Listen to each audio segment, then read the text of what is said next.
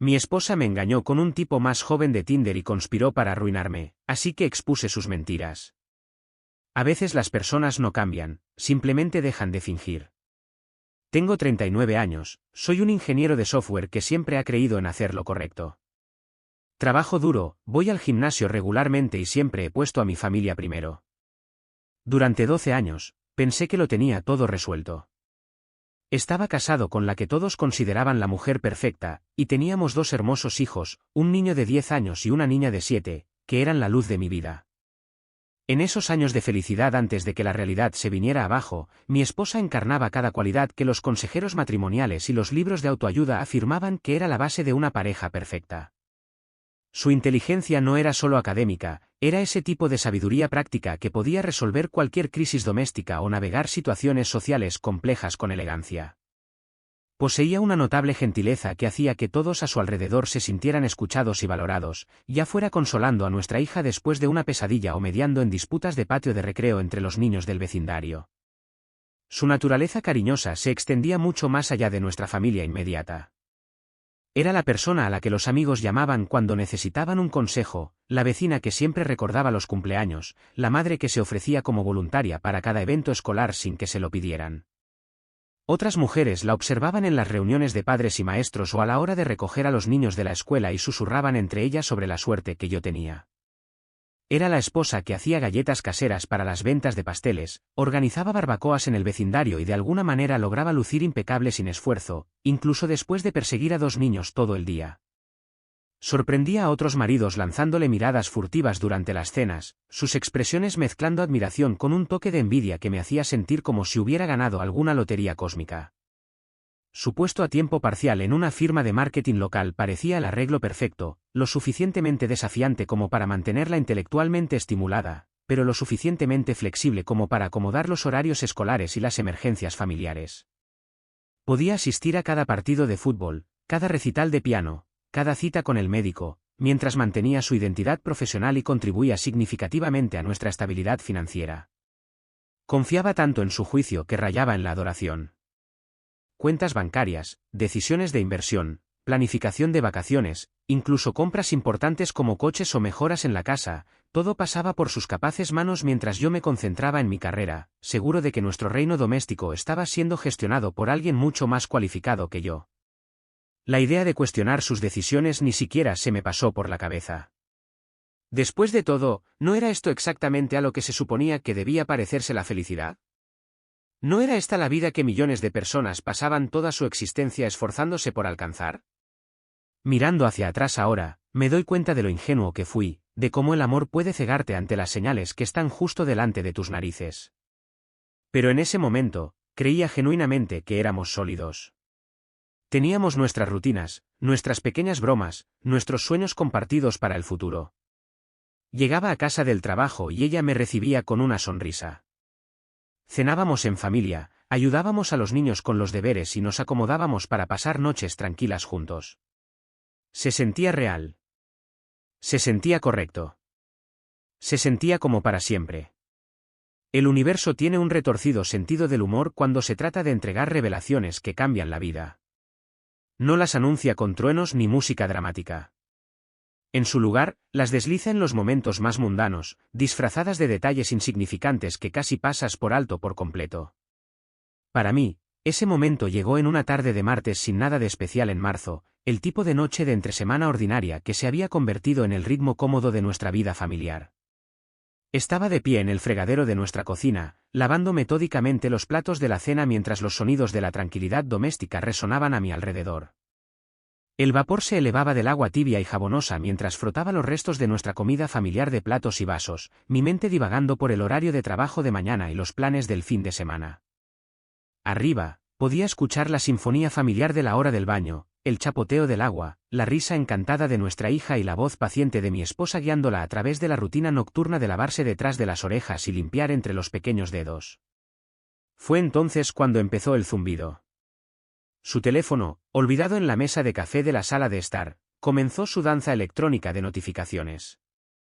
Los primeros zumbidos apenas se registraron en mi conciencia. Después de todo, los teléfonos demandan constantemente nuestra atención en estos días, ¿no es así? correos electrónicos del trabajo, actualizaciones de redes sociales, mensajes de texto de amigos. El mundo moderno nunca deja de intentar comunicarse con nosotros, incluso durante nuestros momentos familiares más privados. Pero este zumbido tenía una cualidad diferente, una insistente persistencia que penetró gradualmente en mi ensueño doméstico. Zumbido, pausa, zumbido de nuevo. Otra pausa, luego otro zumbido. Era como un latido digital que se negaba a ser ignorado, cada vibración de alguna manera más urgente que la anterior. Algo primitivo en mis entrañas me dijo que prestara atención, que mirara más allá de mis manos cubiertas de jabón e investigara qué estaba demandando una atención tan implacable. Cuando finalmente me sequé las manos y me acerqué a mirar su teléfono, el mundo tal como lo conocía se acabó en el espacio de 3 simples palabras que brillaban en su pantalla bloqueada: nuevo match en Tinder. La sensación que recorrió mis venas en ese momento desafió todo intento de descripción racional. No fue solo frío, fue como si alguien me hubiera inyectado nitrógeno líquido directamente en mi sistema circulatorio, congelándome de adentro hacia afuera mientras mi corazón continuaba su ritmo frenético e incrédulo. Tinder. La palabra resonó en mi mente como una maldición pronunciada en un idioma extranjero, cada sílaba con implicaciones que mi cerebro se negaba a procesar. Estábamos hablando de mi esposa. La mujer que había caminado hacia mí por el pasillo hace 12 años con lágrimas de alegría corriendo por su rostro. La madre que se quedaba despierta toda la noche cuando nuestros hijos estaban enfermos, que besaba rodillas raspadas y leía cuentos para dormir con voces para cada personaje. La compañera con la que había compartido sueños, planeado futuros, construido una vida, ladrillo a ladrillo con esmero. Tenía una cuenta de Tinder. Estaba buscando activamente conexiones con otros hombres mientras yo lavaba los platos abajo y ella bañaba a nuestra hija arriba, manteniendo la fachada perfecta de felicidad doméstica. Me encontré congelado en el lugar, incapaz de moverme hacia adelante o hacia atrás, simplemente mirando ese pedazo rectangular de tecnología como si contuviera algún tipo de material radioactivo que pudiera contaminar todo a su alrededor. El teléfono parecía pulsar con una energía malévola, guardando secretos que podrían detonar toda mi existencia. Mis manos, generalmente firmes y confiables, desarrollaron un temblor incontrolable mientras lo alcanzaba, mis dedos moviéndose con la incertidumbre vacilante de alguien que desactiva una bomba sabiendo que un movimiento en falso podría aniquilar todo lo que aprecia. El dispositivo estaba bloqueado, naturalmente. Un simple código de 4 dígitos se interponía entre mí y la verdad que ya estaba remodelando mi comprensión de la realidad. La notificación había desaparecido como un fantasma, dejando atrás solo la foto de fondo de pantalla genérica de nuestra familia de las vacaciones del verano pasado, todos nosotros sonriendo y felices, completamente inconscientes de que uno de nosotros vivía una doble vida. Me quedé sosteniendo nada más que un teléfono bloqueado y un cóctel nauseabundo de pavor, confusión y traición que se revolvía en mi estómago como veneno. Esa noche apenas dormí. Me decía a mí mismo que tenía que haber una explicación. Tal vez era spam, tal vez alguien había creado una cuenta falsa usando sus fotos, tal vez había leído mal la notificación por completo. Pero en el fondo, sabía lo que había visto.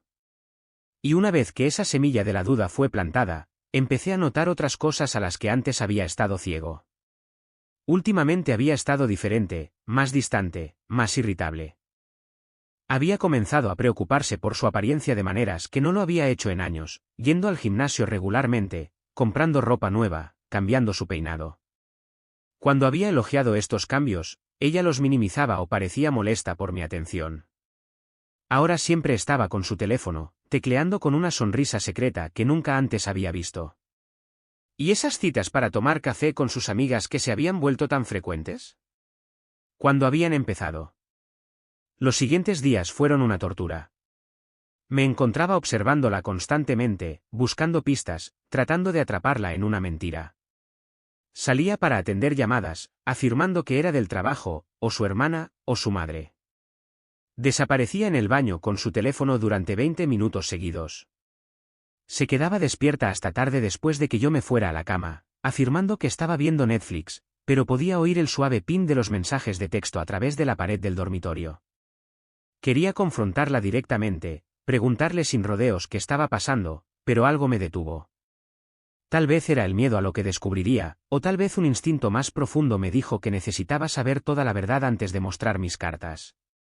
Así que, en cambio, decidí investigar un poco por mi cuenta. No fue difícil instalar un software de monitoreo en nuestro portátil compartido. Siempre habíamos sido abiertos sobre nuestras vidas digitales, o eso pensaba yo. En pocos días, tuve acceso a su historial de navegación, sus cuentas de correo electrónico, lo más importante, su actividad en las redes sociales. Lo que encontré destruyó todo lo que creía saber sobre mi vida. No solo estaba en Tinder, estaba activa en la aplicación a diario, a veces cada hora. Su perfil la describía como recientemente soltera y buscando algo real. Las fotos eran las que yo le había tomado durante nuestras últimas vacaciones familiares, recortadas para eliminarme a mí y a los niños del encuadre. Estaba chateando con docenas de hombres, coqueteando descaradamente, compartiendo detalles íntimos sobre su exmarido, que, aparentemente, no la apreciaba como era debido. Pero había una conversación que destacaba del resto. Un tipo de 28 años que parecía ser más que otro match al azar. Sus mensajes iban más allá del coqueteo, estaban haciendo planes reales. Ya se habían visto varias veces, y no solo para tomar un café. Estaban hablando de un futuro juntos, de cómo ella merecía algo mejor que estar atrapada con alguien como yo. Leer esos mensajes fue como ser apuñalado en el pecho una y otra vez. Esta mujer que amaba, esta mujer con la que había construido una vida, me describía como si fuera una especie de carga de la que no podía esperar para deshacerse. Se quejaba de mi horario de trabajo, se burlaba de mis aficiones y se pintaba a sí misma como una víctima atrapada en un matrimonio sin amor. La peor parte no fue ni siquiera la infidelidad en sí, fue el cálculo detrás de ella. Esto no fue un momento de debilidad o una aventura emocional que se había salido de control. Esto era estratégico. Ella y su novio de 28 años no solo planeaban fugarse juntos, planeaban destruirme en el proceso. A través de sus conversaciones de WhatsApp, descubrí que ya había visto a un abogado de divorcios. Planeaba presentar los papeles alegando que yo era emocionalmente abusivo y financieramente controlador. Había estado moviendo sistemáticamente dinero de nuestras cuentas conjuntas a una cuenta personal que yo no sabía que existía. Estaba documentando incidentes falsos de abuso verbal, creando un rastro de papel que la ayudaría a obtener la custodia principal de los niños y la mayoría de nuestros bienes. Su novio la animaba en todo esto, diciéndole que era brillante, que merecía todo lo que pudiera sacarme. Me llamaba con nombres que no repetiré y bromeaba sobre lo fácil que sería quitarme todo lo que valgo. Se reían de lo ingenuo que era yo, de que no tenía ni idea de lo que se avecinaba. La traición fue tan completa, tan calculada, que de hecho sentí náuseas al leerlo. Esta mujer que había amado y en la que había confiado estaba conspirando para arruinar mi vida, llevarse a mis hijos y robar todo por lo que había trabajado. Y lo estaba disfrutando. Disfrutaba del engaño, del poder que creía tener sobre mí. Pero aquí está la cosa sobre las personas que creen que son más listas que los demás, se vuelven descuidadas. Asumen que sus víctimas seguirán siendo víctimas para siempre. No consideran que la persona a la que están traicionando podría contraatacar. Pasé las siguientes 2 semanas en un extraño estado de calma que me sorprendió incluso a mí. Continué nuestra rutina normal, dándole un beso de despedida por la mañana, preguntándole por su día cuando llegaba a casa, ayudando con las rutinas de la hora de dormir como si nada hubiera cambiado.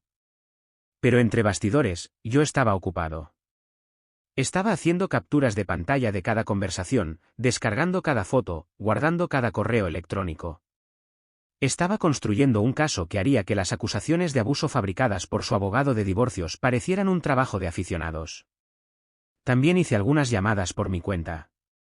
Contraté al mejor abogado de divorcios de la ciudad, irónicamente alguien que me había recomendado un colega que había pasado por su propio divorcio complicado.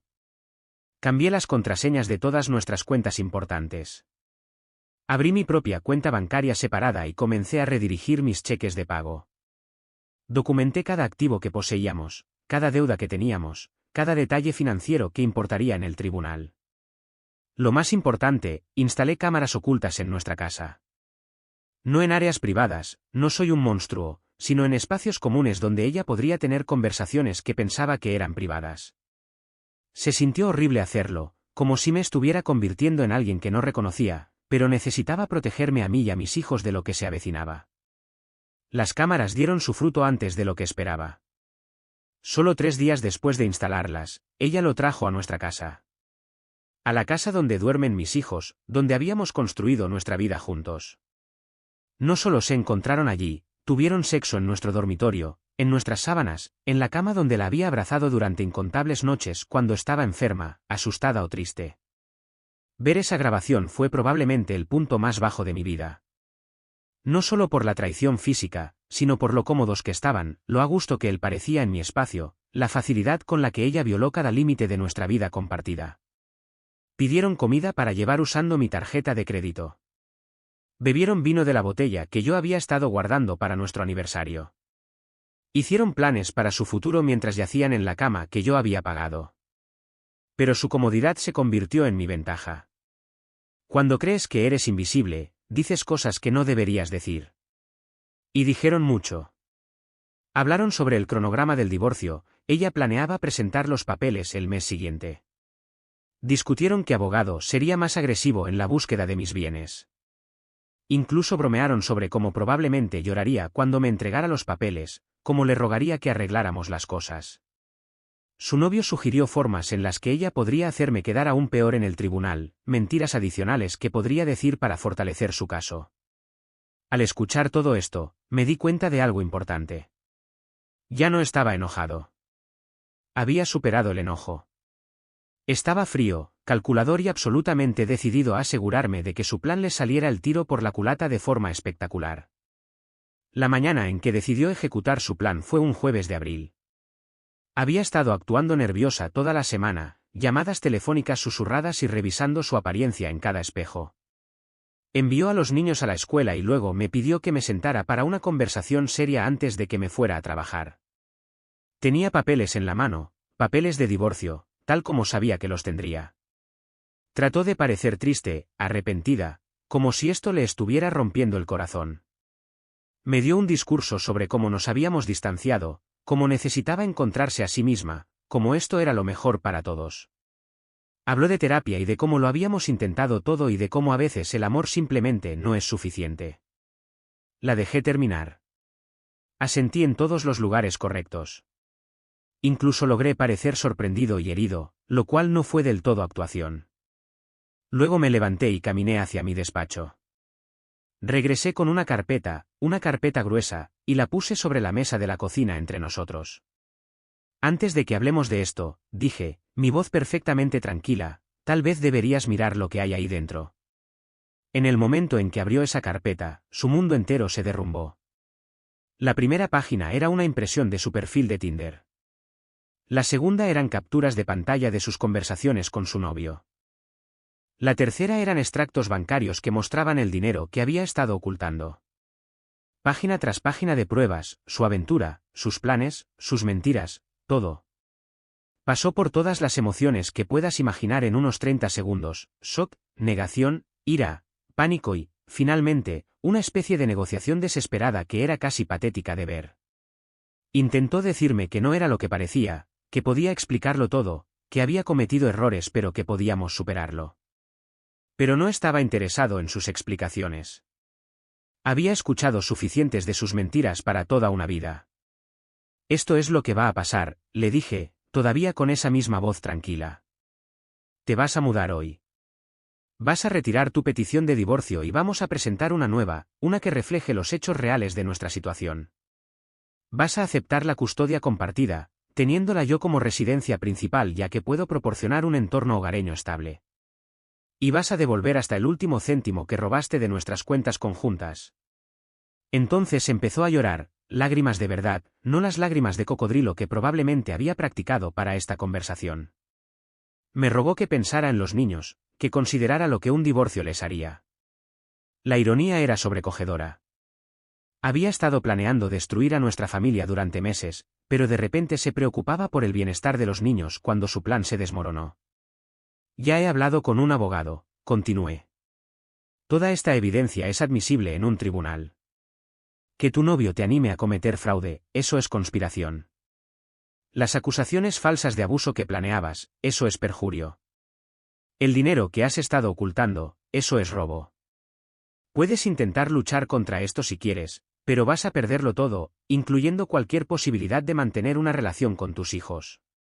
Fue entonces cuando finalmente entendió que yo no era el mismo marido ingenuo al que había estado engañando. Había aprendido a jugar su juego y lo había jugado mejor que ella. Los meses que siguieron trajeron su propia marca única de desafíos, aunque se desarrollaron de maneras que me sorprendieron constantemente. Me había preparado para una brutal guerra legal, noches de insomnio llenas de ansiedad por batallas judiciales y el agotador peaje emocional de tener cada detalle de nuestro matrimonio diseccionado frente a extraños. En cambio, lo que encontré fue casi anticlimático en su rapidez y eficiencia. La maquinaria legal se movió con una precisión notable una vez que los hechos quedaron al descubierto. Su abogada, una mujer astuta con décadas de experiencia en divorcios complicados, pasó exactamente 47 minutos revisando la montaña de pruebas que yo había compilado, capturas de pantalla, registros bancarios, conversaciones grabadas, fotografías con sello de tiempo. Todo estaba allí, meticulosamente organizado y absolutamente condenatorio. Cuando finalmente levantó la vista de los documentos, su expresión era una mezcla de resignación profesional y disgusto apenas disimulado. No necesitó deliberar ni consultar con colegas. La conversación que tuvo con mi esposa esa tarde fue breve e inequívoca: acepta los términos ofrecidos o enfréntate a una aniquilación total en un tribunal abierto.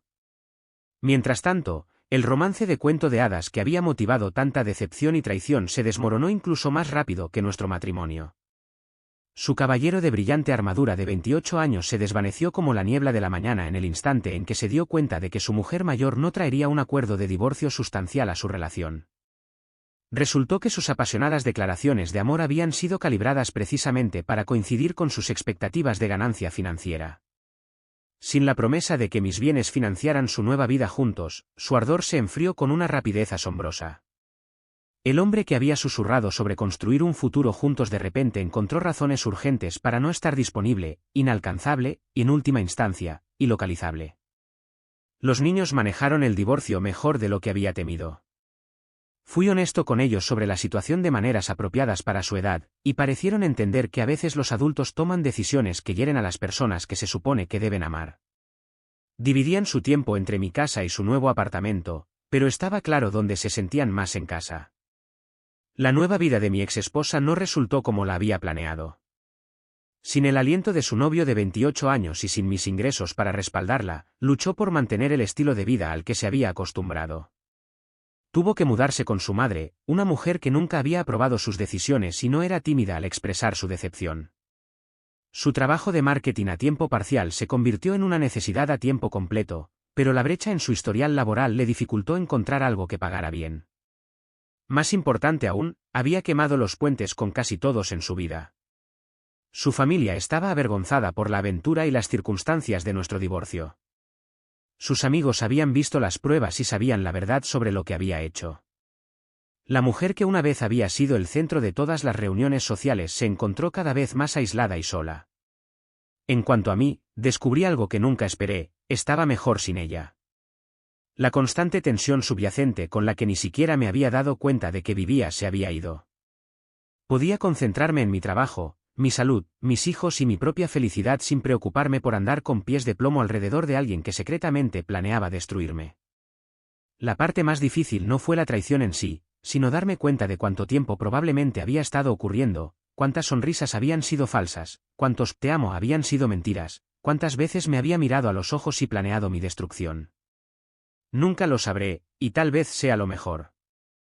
Lo que sí sé es esto: una vez fui víctima de una mujer que tenía un plan calculado para destruir mi vida, llevarse a mis hijos y robar todo por lo que había trabajado. Pensó que yo era débil, ingenuo y demasiado confiado para contraatacar. Se equivocó en la última parte. Mientras estoy sentado aquí hoy, estoy rodeado de la vida que he reconstruido de las cenizas de la traición. 2 niños increíbles me llaman su guardián principal, no por tecnicismos legales u órdenes judiciales, sino porque fueron testigos de primera mano de cómo su padre se negó a rendirse cuando todo estaba en juego. Me vieron ponerme de pie y luchar por lo que más importaba, y esa lección se quedará con ellos para siempre. Ahora entienden que el amor no son solo palabras susurradas en la oscuridad, es acción tomada cuando las apuestas son más altas. Mi vida profesional florece de maneras que nunca podría haberlo hecho cuando andaba con pies de plomo en casa. La carrera que he pasado años construyendo se mantiene fuerte e intocable, un testimonio de mis propios esfuerzos y habilidades que ninguna cantidad de manipulación o intriga podría jamás disminuir. Cada promoción, cada logro, cada éxito me pertenece solo a mí. Las paredes de mi hogar, Verdaderamente mi hogar ahora, resuenan con risas genuinas en lugar de tensiones ocultas. Cada habitación refleja mis elecciones, mis valores, mi visión para el futuro. Hay algo profundamente liberador en vivir en un espacio donde no tienes que dudar de cada decisión o preguntarte qué secretos se guardan en las sombras. Pero quizás el tesoro más valioso que he ganado de esta experiencia no es material en absoluto. He descubierto que la confianza no es un regalo que se entrega libremente como caramelos a extraños. Es una moneda preciosa que debe ganarse a través de acciones consistentes, probada a través del tiempo y, sí, verificada a través de pruebas. La fe ciega puede ser romántica en la poesía, pero en la vida real, es un lujo que ya no puedo permitirme. Me envió un mensaje de texto el mes pasado, el primer contacto que habíamos tenido fuera de la logística relacionada con los niños en más de un año. Dijo que lo sentía, que había cometido errores terribles, que extrañaba la vida que habíamos tenido juntos.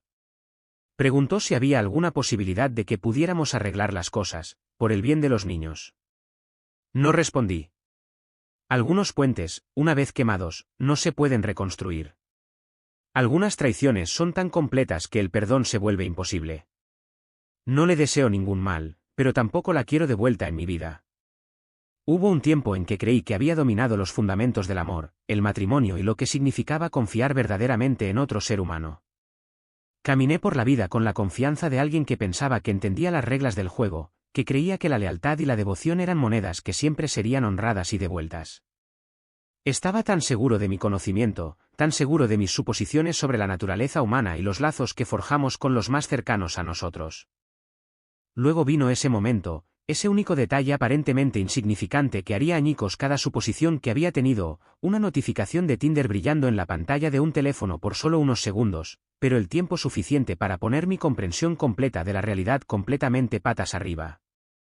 Es fascinante cómo algo tan pequeño, tan digital, tan moderno, puede demoler décadas de creencias cuidadosamente construidas sobre quién eres y qué significa tu vida. Pero he llegado a entender algo profundo sobre la destrucción, algo que me llevó meses comprender por completo. Cuando tu mundo es completamente demolido, cuando todo lo que pensabas que era sólido se convierte en polvo en tus manos, te quedas con algo increíblemente valioso, un lienzo en blanco. Los escombros de tu antigua vida se convierten en los cimientos de algo nuevo, algo más fuerte, algo totalmente de tu propia creación. En estos días, no doy vueltas en la cama pensando en la traición o el engaño o las formas en que las personas pueden herirse unas a otras. No pierdo el sueño repasando conversaciones o preguntándome qué podría haber hecho de manera diferente. En cambio, me encuentro despierto con anticipación, mi mente zumbando con posibilidades y planes. Por primera vez en más años de los que quiero contar, el futuro que se extiende ante mí me pertenece completa y absolutamente solo a mí, para darle forma.